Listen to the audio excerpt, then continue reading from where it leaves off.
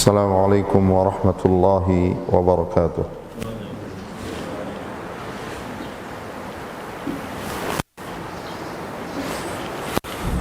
إن الحمد لله نحمده ونستعينه ونستغفره ونعوذ بالله من شرور أنفسنا وسيئات أعمالنا من يهد الله فلا مضل له ومن يضلل فلا هادي له وأشهد أن لا إله إلا الله وحده لا شريك له وأشهد أن محمدا عبده ورسوله. يا أيها الذين آمنوا اتقوا الله حق تقاته ولا تموتن إلا وأنتم مسلمون. يا أيها الناس اتقوا ربكم الذي خلقكم من نفس واحدة وخلق منها زوجها وبث منهما رجالا كثيرا ونساء واتقوا الله الذي تساءلون به والأرحام إن الله كان عليكم رقيبا. يا أيها الذين آمنوا اتقوا الله وقولوا قولا سديدا يصلح لكم أعمالكم ويغفر لكم ذنوبكم ومن يطع الله ورسوله فقد فاز فوزا عظيما. أما بعد فإن أصدق الحديث كتاب الله وخير الهدي هدي محمد صلى الله عليه وسلم وشر الأمور محدثاتها وكل محدثة بدعة وكل بدعة ضلالة وكل ضلالة finnar. Nah, juga adil dalam Islam itu bukan berarti menjadikan setara antara laki-laki dan wanita. Setara mereka di dalam ganjaran, di dalam pahala, hak masuk surga, ya, hak beribadah, tetapi mereka ditempatkan oleh Islam sesuai dengan porsi fitrah mereka dan dengan ajaran syariat. Ya, wanita itu dinafkahi, suaminya wajib memberikan dia nafkah. Ya, perempuan itu makanya dimuliakan dalam Islam. Ya, oleh karena itu salah besar dan kedustaan besar orang-orang kafir yang memfitnah Islam dan agama kita ini mengatakan bahwasanya wanita di dalam Islam itu tertindas. Wanita Islam di dalam Islam itu dihinakan, ya, dikasih warisan setengah atau 1 berbanding 2 dengan laki-laki. Mereka tidak lihat sisi-sisi yang lain. Yang memberi nafkah itu siapa? Laki-laki. Wanita itu dari semenjak lahir sampai dia wafat itu dinafkahi. Tidak ada kewajiban dia memberikan nafkah kepada laki-laki. Sebaliknya laki-laki wajib memberikan nafkah. Ketika dia menjadi anak, bapaknya wajib memberikan nafkah kepada dia. Ketika dia menjadi istri, suaminya wajib memberikan nafkah kepada dia sesuai dengan kemampuan dia. Ketika dia menjadi ibu, anak-anaknya wajib memberikan nafkah kepada dia kalau dia membutuhkan harta sampai dia meninggal. Jadi kalau dia punya harta, harta itu tidak akan dipakai ukurannya. Nah, sedangkan laki-laki diberikanlah dia 2 bagian dari 1 bagian perempuan di dalam, yakni faraid, di dalam miras dalam Islam, karena mereka memberikan nafkah, dan itu hikmahnya besar. Laki-laki ini mengeluarkan uang, dia menafkahi istrinya, dia menafkahi ibunya, dia menafkahi anak-anaknya, dia yang bekerja. Ya, dia yang bekerja. Oleh karena itu para wanita wajib bersyukur menjadi seorang muslimah di dalam Islam. Tidak ada keadilan. Orang-orang barat yang punya akal sehat, yang masih diberikan fitrah, walaupun belum diberikan hidayah, mereka banyak kemudian masuk Islam itu karena melihat perlakuan Islam terhadap para wanita. Ya. Ada di beberapa negara di Inggris atau yang lainnya, seorang muslim, keluarga muslim dari Arab bertetangga dengan satu apartemen, ya, dari satu tower apartemen dengan komunitas orang-orang non muslim, ya, dan dia lihat orang-orang non muslim ini bagaimana perlakuan laki-laki ini terhadap istrinya, terhadap anak-anaknya. Dia muliakan. Tidak ada kemuliaan kecuali dalam Islam. Tidak ada kemuliaan bagi wanita itu kecuali dalam Islam. Dan itu dia lihat, dan itu yang menjadikan dia masuk Islam. Ini apa ajarannya? Kok mereka memuliakan para wanita? Wanitanya tinggal di rumah, ya, dinafkahi, dijaga, dipelihara, dijauhkan dari sebab-sebab yang buruk, dimuliakan. Dan itu yang dilakukan oleh Rasulullah SAW, memuliakan istri beliau, menafkahi dengan kemampuan beliau dan seterusnya.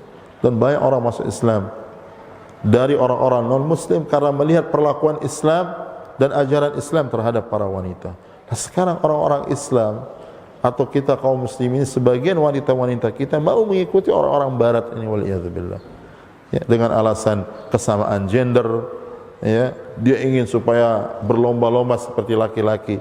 Ya, makanya banyak pekerjaan itu hanya diambil sama perempuan.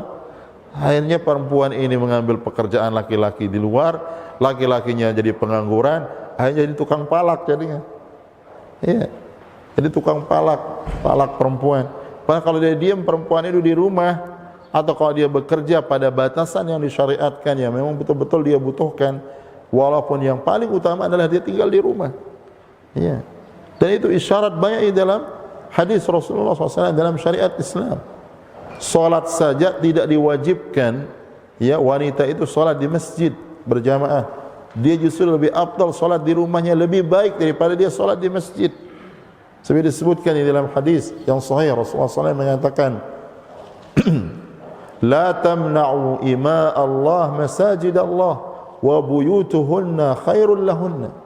Jangan kalian larang, jangan kalian cegah hamba-hamba Allah yang wanita untuk mendatangi masjid-masjid Allah. Dan kita dilarang untuk mencegah para wanita datang ke masjid mau salat selama dia aman dari fitnah dan tidak mengganggu orang. Tapi Rasulullah SAW katakan, wa buyutuhunna khairul lahunna, dan rumah-rumah mereka itu jauh lebih baik bagi mereka. Oleh karena itu, pahala wanita yang salat di rumah, salat 5 waktu itu jauh lebih besar di rumahnya dibandingkan dengan dia di masjid. Tapi boleh dia ke masjid, ya. Nah, kalau ke masjid saja dia lebih afdal di rumah, apalagi pekerjaan. Ya, oleh karena itu para ibu-ibu yang menjadi hanya ibu rumah tangga, melayani suami dan anak-anaknya, mengurus rumah tangga, wajib bangga, wajib bersyukur, merasa mulia bahwa dia dimuliakan oleh suaminya. Jangan merasakan sebagian wanita, wah saya tidak mau hanya disuapin aja sama suami. Iya, justru Nabi dulu menyuapi istrinya sebagai bentuk kemesraan, pemuliaan beliau kepada istri-istri beliau. Rasulullah SAW itu menyuapi istrinya, bahkan dimuliakan. Nabi kita yang mulia, makhluk yang paling mulia, Rasul yang paling mulia melakukan hal itu. Nah, sekarang wanita mengatakan, oh saya enggak mau dikasih makan begitu ya sama suami, saya ingin mandiri. Ya, apa istilahnya sekarang itu, ada wanita-wanita yang independen katanya. La ilaha illallah. Kalian dimuliakan oleh Islam ini, lalu kalian mau keluar tidak memuliakan diri kalian sendiri. Tidak ada kemuliaan itu kecuali dalam Islam.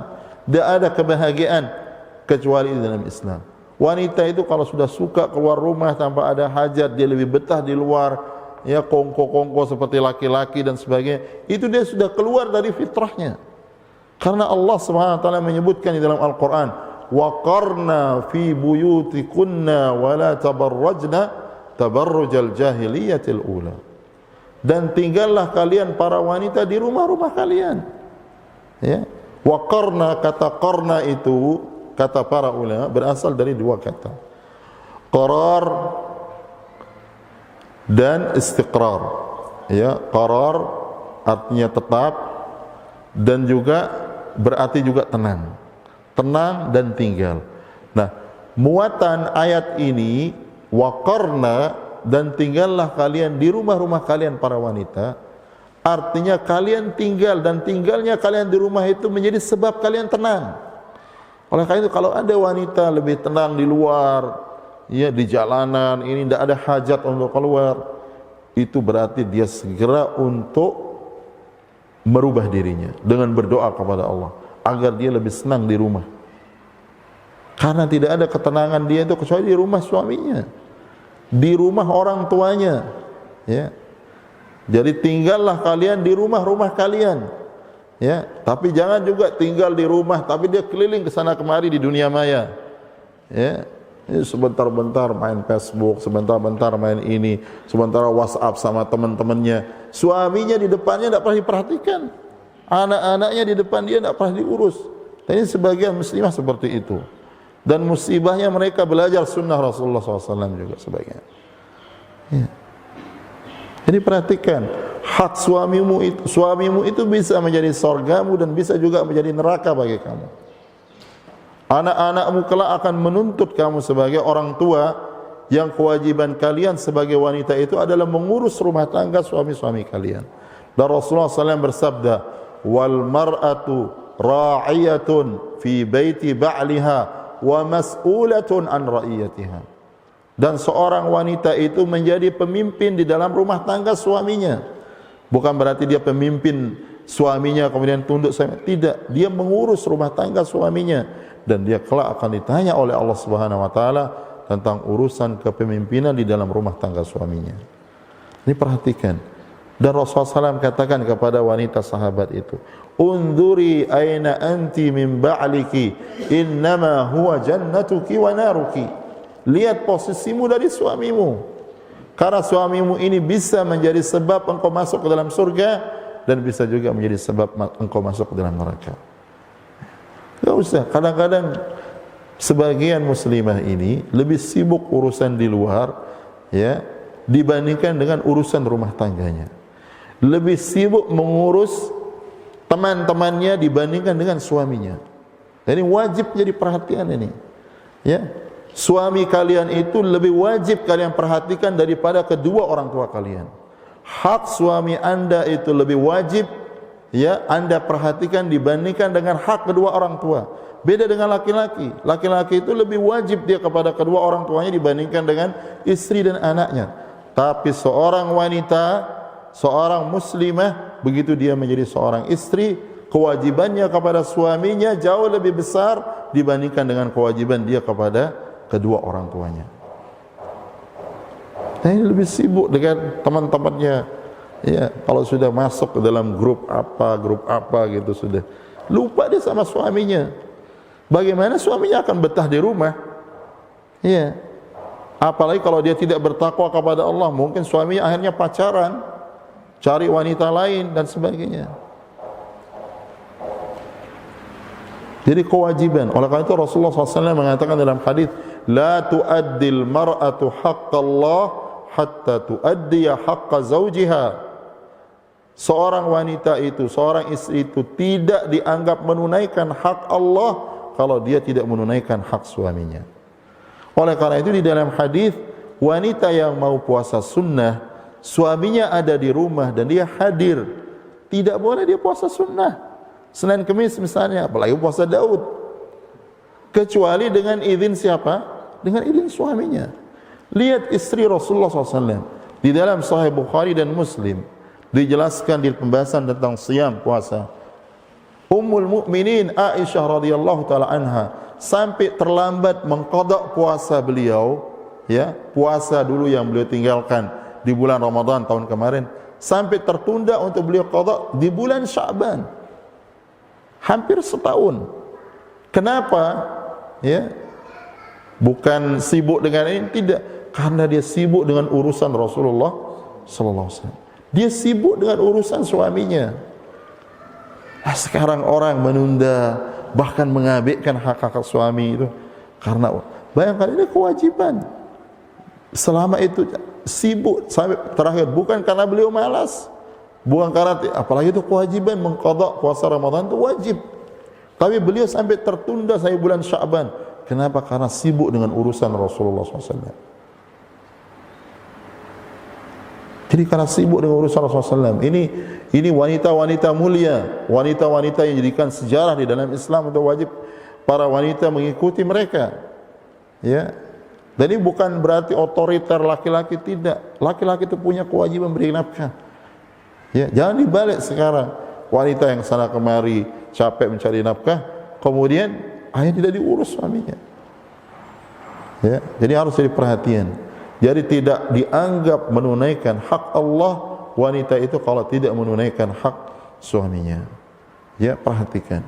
Jadi lebih wajib. Rasulullah SAW katakan, suamimu itu sorgamu dan juga nerakamu. Bisa menjadi sorgamu dan bisa jadi simple. Wanita ini kalau mau selamat dunia akhirat, dan orang kalau dimasukkan surga oleh Allah Subhanahu wa taala kelak di akhirat, pasti di dunia ini akan bahagia dia. Kalau dia tidak mau mencari kebahagiaan di dunia, tidak juga mau mencari kebahagiaan di akhirat, lalu sebagai seorang wanita mau cari kebahagiaan apa? Simple, ringkas sekali. Rasulullah katakan di dalam hadis, "Idza shallatil mar'atu khamsaha wa shamat syahraha wa hafizat farjaha wa ata'at zawjaha qila laha udkhuli min ayyi abwabil jannati syi'ti." Udkhuli al-jannata min ayyi udkhuli min ayyi abwabil jannati syi'ti. Rasulullah SAW bersabda, "Idza shallatil mar'atu khamsaha." Kalau seorang wanita itu menunaikan salat 5 waktu yang diwajibkan, wa shamat syahraha, dan dia berpuasa di bulan Ramadan penuh, ya, kecuali ada halangan, dia puasa di bulan Ramadan, wa hafizat farjaha, dan dia jaga kemaluannya, dia jaga kehormatannya, dan dia taat kepada suaminya, ya, kelak akan dikatakan kepadanya di hari kiamat, masuklah ke dalam surga dari pintu mana saja yang kamu suka. Ini kemuliaan yang besar. Nah, kalau orang diberikan pilihan seorang wanita itu seperti ini oleh Allah nanti di hari kiamat, pasti di dunia ini dia bahagia. Di dunia dia akan bahagia. Kalau orang itu bahagia, di akhirat pasti dibahagiakan di dunia ini. Pasti dibahagiakan. Ya, ini harus jadi perhatian. Ini sederhana, jaga 4 hal ini. Ya, di samping kewajiban-kewajiban yang lain. Ya, jangan sampai kita disibukkan dengan hal-hal yang lain dari urusan suami. Ya, urusan suami itu paling penting. Dulu orang di zaman salaf dulu, dari kecil wanita itu diajar bagaimana dia berkhidmah kepada suaminya, bagaimana dia memperlakukan suaminya seperti raja-raja. Kalau kalian ingin menjadi ratu di dalam rumah tangga, jadikan suami kalian menjadi raja-raja di dalam rumah tangga kalian. Bagaimana kalian akan menjadi ratu di dalam rumah tangga sementara kalian perlakukan suami kalian bukan sebagai raja saja, tapi bahkan menjadi sumber penghinaan, dilecehkan, tidak dihargai, dicaci maki, diaibi, diumbar auratnya. Ya, disebutkan dalam sejarah. Ya, saya tidak tahu kebenarannya tentang kisah Nabi Ibrahim. Ya, ketika datang beliau ke rumah putranya Ismail, ya, Nabi Ismail alaihi salam, lalu kemudian mengeluh istrinya kepada Nabi Ibrahim tentang Nabi Ismail. Itu mengeluh ke satu orang saja. Ya, ayah Nabi Ibrahim berpesan kepadanya, kamu nanti kalau datang suamimu, kamu katakan dia harus ganti ini, apa namanya, daun pintu rumahnya dia ganti, atau yang lainnya. Artinya dia diceraikan. Nabi Ismail datang diceraikan langsung. Lah ini mengeluh ke satu orang saja, ya, tegas itu. Ya, bagaimana dengan orang sekarang dia mengeluh kepada jutaan orang di medsos? Ini dia pikir tidak dapat dosa. Ya, satu ketikan itu yang disebar oleh seorang wanita menjelekkan suaminya dan tidak bersyukur kepadanya, mengeluhkan dia, itu menjadi sumber dosa sekian orang yang membacanya. Ya, kalau satu orang membacanya, satu dosa dia dapat. Kalau yang membaca 10 sumber dosa, kalau dia menyebarkan aib suaminya itu, aib walaupun itu ada, apalagi kalau dia tidak ada.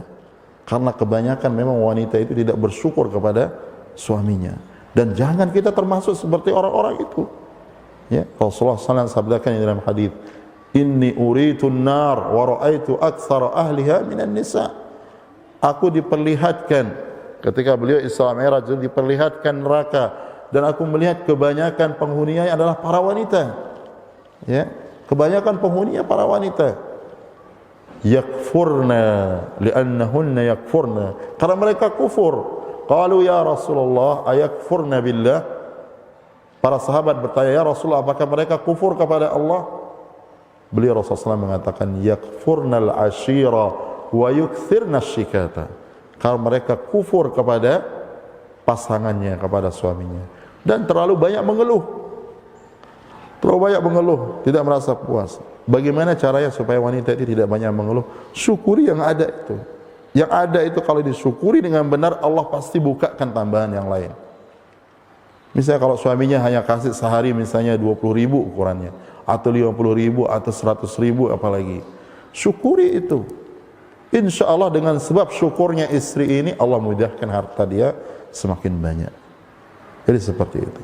Dan jangan banyak mengeluh, ya sedikit-dikit, ya ini buat status, suami saya ini memang suami yang kurang dermawan, suami saya ini dia kerjaannya hanya keluyuran, walaupun itu benar misalnya, nggak boleh, apalagi tidak benar. Ini sudah dinafkahi, dikasih nafkah yang bagus, dia kufur nikmat lah, ini lebih besar urusannya.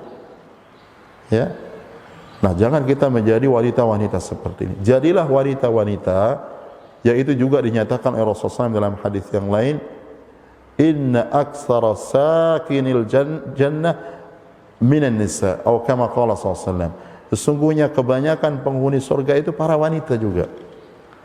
Jadi jangan menjadi kebanyakan para penghuni penghuni neraka itu wanita. Jadi penghuni neraka itu kebanyakan wanita. Penghuni surga juga kebanyakan apa? Wanita. Karena wanita lebih banyak. Di akhir zaman dia 1 berbanding 60 orang. Iya. Nah, jangan nanti menjadi kebanyakan penghuni neraka, tapi jadilah sebagai wanita yang kebanyakan dia penghuni apa? Dia penghuni surga.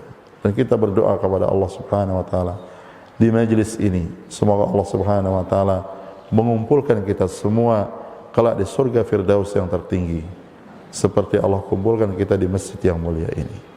Ya. Jadi jangan justru kita menjadi kebanyakan orang-orang yang wanita yang menjadi penghuni neraka, tetapi menjadi penghuni surga. Dan ini harus menjadi pelajaran besar. Tidak ada kebaikan. Ya. Jangan digoda oleh orang-orang yang menggoda wanita dari fitrahnya untuk keluar dari fitrahnya, tidak akan membawa masalah kepada diri kita sama sekali.